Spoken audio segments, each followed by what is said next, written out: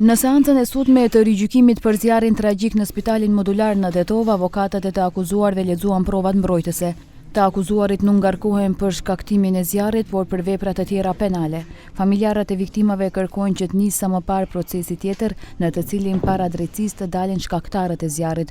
Dëshmit u lexuan nga avokati i Florin Besimit, pastaj nga i Artani Temit, si dhe nga përfaqësuesi ligjor i Spitalit të Tetovës. Gjatë paraqitjes së dëmshpërblimeve të dhëna për familjarët, reagoi Binim Shiu, i cili humbi baban dhe vëlla në zjarr, duke e cilësuar si të panevojshme dhe jo njerëzore për mendjen e tyre. I kisho të ndjenjat e meja e kur ma përmendën babën e në vlen, se dëkush i ka dhonë ndem financiare e bona publikisht, ndoshta mund dëni fjali të kisht eskalau, merë po problemi është se une nuk e kërcnova fakt personat, ataj nëse ma lejon Gjigji, do me thonë ato mbrohën se na kanë dhonë ndem financiare, nëse lejon Gjigji, shteti, me këto loj, ato si mbrohën, paguajnë nuk ka 30.000 euro, ato si pretendojnë, unë do vuap ka 60.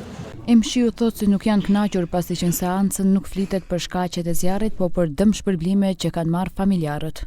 Nuk jena të kënaqur se në bankën e të akuzuarve mungojnë e në persona që jërë, për deri se sa edhe prokuroria nuk intervenuan të futen personat që duhet të futen në listë për të dënau.